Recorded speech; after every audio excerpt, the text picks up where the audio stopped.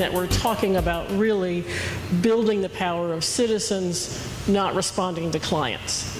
I think we've heard all of that throughout the morning, but I thought what I'd like to do as we get the panelists to introduce themselves is to say which of those words, or which 2 or 3 of those words really for you epitomizes the work that you were doing in CVPP, which is why it's going to be able to continue into the next path. So SP, why don't we start with you? See if that's close enough. That might work. Does that work? Hi everyone, my name is Esperanza Salgado. I am the program manager for CVPP at Corazon Community Services, our community assist role. We do also have the YEP program, the parent program, and the reentry program.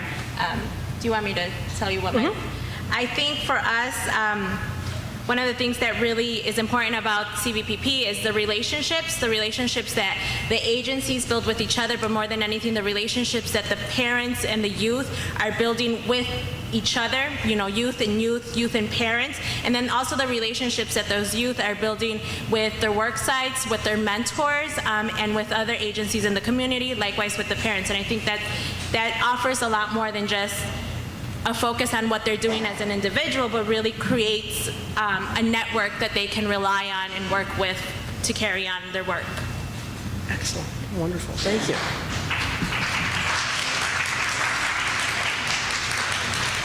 So Ebony, why don't we turn to you next? Can you all hear me? Is that good? Not really? Okay. Okay, is that better? Yes. All right, my name is Ebony Lewis. I am the program manager for the Youth Employment Program for Rich Township. And I think that the most important words here for me are the investment and the empowerment. One of the things that is very key about our commitment to our youth is that within the employment situations, we really try to set our youth up in the areas that they're interested in. What that does is it allows them to see how their educational and professional goals are actually going to work in our community. So they have a buy-in and an investment of going to institutions, whether they be inside or outside of Illinois, but bringing those skills, bringing that knowledge base back to our communities so that we're able to regenerate a lot of the areas that have fallen into decline. One of the things that Mr. Cressman spoke about today is, you know, those of us whose hair is a little grayer, even though some of us dye it, we're not going to talk about that. We remember a time when things were a little bit different, but it's up to us to make sure that we give the youth the empowerment to buy into that investment to our communities. Otherwise, all of this is really for nothing. Excellent. And Ebony, let me just ask you a quick question. Can you just give us a concrete example of a young person who, because of the way you work with them, is actually chosen to come back and invest in the community? Absolutely. There is a young man by the name of Mr. Vicente Herrera, who I think about quite often. He's been with me now for 4 years. And he was not really sure what he wanted to do, but as we took him through his goals and his life experiences, he knew that he was interested in the field of medicine, specifically anesthesiology. So what we did was we set him up in an internship or an employment opportunity where he actually worked with one of the major hospitals in the dental area. Even though we couldn't set him up on the surgical floor, we were able to set him up in a situation where he was able to see different types of anesthesia, different types of patients, and how that would relate to real-world experiences for what he did. And now he attends the University of Illinois. And he is studying not only to be a doctor, but he wants to be an anesthesiologist, and he's actually thinking about not just surgical anesthesiology, but also working in the dental field. And that's something that I know that he never would have been exposed to unless we had the caliber of experiences that we've been able to provide our youth in the south suburbs, and actually in the city, because I know that the city does awesome work. I work with quite a few program managers and speak to them often, where they're able to do the same thing for their youth. Good. Terrific. And Steve, let's see if we can get a mic to you. How's everybody doing? My name is Steve Figueroa. I'm the coordinator actually from the CVPP program, Humboldt Park area. Actually, I'm one of the clinical supervisors of Association House for the substance abuse program and other programs. Actually, I think I inherited this program about the last year. Somebody else was involved in it. And the little time that I was involved in it, actually, I really saw the lack of resources within the community itself, actually. And then I think, for me, myself, I think a lot of our participants, a lot of the frustration is not only the lack of jobs, basically, lack of training and vocational. I think it's because a lot of them just didn't think people didn't care in general. And I think that's what the association house, basically, that's what we tried to provide with these individuals, that we did care and that we want to engage. You know, it's funny because a lot of our participants, we would engage them in substance abuse program, even though they didn't do substances. And I think we did that basically just to try to engage them, just so they can talk a little bit about their community, they can talk a little bit about themselves, talk a little bit about what they want to do, their family members, and they gave us a little bit more about who they are, because I think for us, the association house is that we want to know who they are, we want to know where they come from, and I think that's basically key. The sad thing about that is that we just didn't have enough time, basically, to fulfill whatever goals that this program needed to fulfill. All right, thank you. Thank you. And last but not least, we've got Johnny Outlaw. Thank you. Good afternoon, everyone. My name is Johnny Outlaw, and of course, I'm director of reentry at Teamwork Inglewood.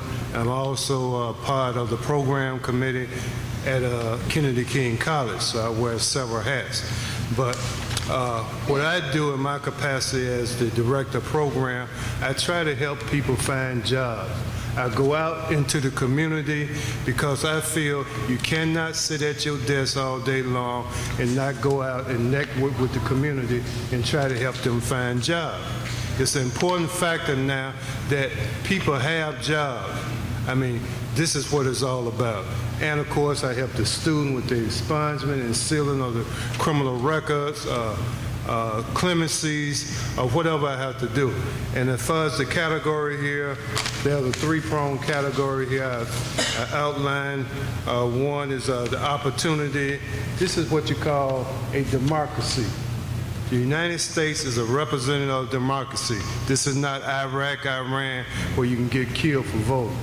There's an opportunity here in this democracy for everybody to have an opportunity and provide and having an opportunity to work. As I said before, most of my clients are ex-offenders, those that have been to prison on probation or parole, each deserving of a second chance. In our Constitution of the state of Illinois, Article 1, Section 11, dictate that you're supposed to have a second bite of the same apple. Not be beat upside the head because you've been to prison and turned down because you're an ex-offender. This makes no sense to me. Whatever happened to the term of paying your debt to society? This is what it's about. You pay your debt to society, you come back into the free world with the opportunity to participate in society's norm. That's what it's all about. And then the community, as I said, I don't sit behind my desk all day. I go out and network with the community. I wear my suits out into the community of Inglewood. I'm not afraid. So I go and network with the community. Inglewood, which everybody said through the news media, is a tough community. A lot of people just don't know that the community of Inglewood only goes from 55th to 75th and from the Dan Ryan to Western. That's it. All the other stuff out there is Gresham and whatever, you know. But this is what it's all about, networking with the community, having a relationship with people. I go out to people's community. I work with the 7th District. We go door to door to some houses, bulletproof vests and all that on, trying to get the guns off the streets. And this is what it's all about. I don't know anything else to tell you. You know, this is what it's all about, and this is what I do. Thank you. And SB, I shortchanged you, didn't give you a chance to give an example as well as you talked. So when you thought about those words, did something come to mind as an example you want to share? Well, I go back to the relationships and the example of relationships, and I think oftentimes people will come into our agency or any of the other agencies and say, oh, well, Pauline told me about this agency and these are the services that I need. And we see those examples day after day where people are coming in for services or people are figuring out what they need because of the relationships that they were building with the parents and with their mentors and everything like that. Good, good. So let's talk a little bit about, each of you have said, and there have been comments all morning about how the program wasn't long enough. You didn't have enough time. How much time is enough time? Enough time is from here to eternity, because you're getting people in and out of prison every day. This is what it's about. So this man get out of prison today, and we try to help him. Then tomorrow, somebody else get out of prison. So it's an ongoing situation. So there's never enough time.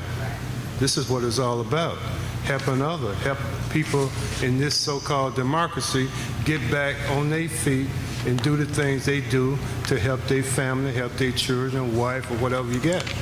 One of the things that was on the video is someone said that every year we service mostly new people. So every year there's new people that we're servicing, and we're not running out of people to service. Long enough would be when we get to the point where we don't have new people to service, where the need isn't there anymore. And so if long enough is 10, 20, 30, 50 years, that's when long enough is. But I also think that it's important to make sure that there's enough time for continuation with the kids that we already have. Because, you know, with 6 months on and then 6 months off, you're in a situation where they lose oftentimes that connection, because those adults that they have there, they have to provide for themselves and their families too. So if they're not there in those positions and they are not easily accessible, a lot of the kids that we are able to touch initially are not able to have the continuity of support, the continuity of the relationship that you're able to provide from May until August. And so then even the newer kids who come in, it's like you fight to give them what they need, while at some point you're still trying to connect with those who were there last year to make sure that they don't fall by the wayside. So I think that that's the challenge, to making sure that we have enough resources for continuity and for the new kids who need our services as well. So let me push on this a little more. And Jody, I'm happy to walk over with the mic to you.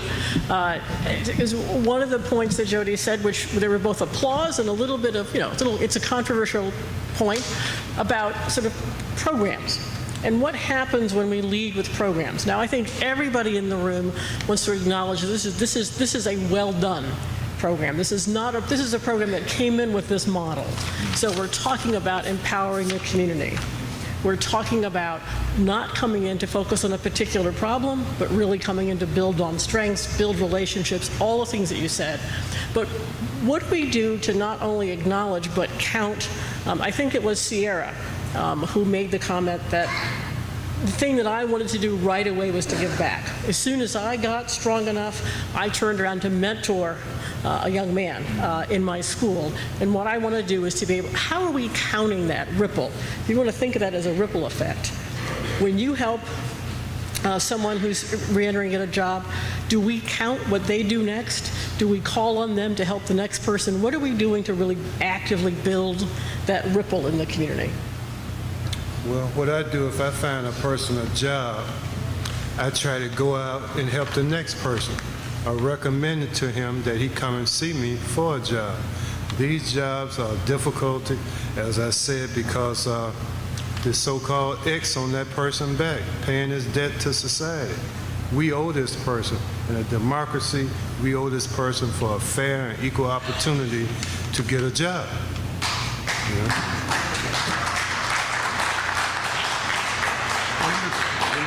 One of the things that I learned, actually, because Grab the mic closer. I was also from the streets. One of the things that I learned, I remember somebody back then I call him a sponsor. I really didn't call him a mentor. Little did I know he was really a mentor. Actually, he told me, Steve, listen, in order for you to keep what you have to begin to give it away. And one of the good things that for you to give it away is start giving some hope to a lot of these young men, especially the background where you came out of. At first, I couldn't understand that because he told me to do some volunteer work where I wasn't going to get paid, and I wanted to get paid. You understand what I'm saying? But actually, I can actually tell that they brought a fulfillment, actually, in my life. And not only a fulfillment, I found a sense of direction. I found a sense in who I am. And a lot of the young men that I work with today, they don't know who they are. And I believe that mentors is key, especially I'm talking about male mentors that have maybe come from the same background, that can mentor these men and give them a sense of who they are, give them a sense of direction, because you can get a job, but if you don't have a sense of who you are, you're still going to struggle. So what I'm saying is that a lot of times that we really got to get to the root of that problem, whatever that individual is going through. And I'll leave it right there. Okay. I think one of the things that we focused on repeatedly today are the assets. And it is so key that we make sure that our youth know that they are the assets. So one of the things that we're trying to do is to set up a peer network, and a young lady by the name of Ariel Landon, who's sitting over there, she's one of my kids, who's helped me set up a peer network so that when this program is done, our kids are not just left out to dry. There are assets to your left, there are assets to your right. And knowing that we're teaching them how to take their knowledge and how to take their skills and bring them back to the community, we're hoping that they're able to, we're able to have an influx of this knowledge, an influx of these skills. And so if we give them the comfort, if we give them the initiation into these relationships, then again, that is the revitalization of our community, to make sure that they're utilizing the assets within themselves to bring our communities back from decline. One of the things that we've seen in our community is that once the parents are done, and I'm sure this happens in all the communities, is that the parents may be done with their summer employment, but they carry on with the parent cafes, and they keep volunteering their time to host these conversations with other parents and expand their network. And these parents are branching out and becoming involved in different parent groups and their school PTAs, because they've learned through the program that they need to be involved, they need to keep themselves educated, but more than anything, they need to be able to share that with other parents. Good. So those parents also become involved. Good.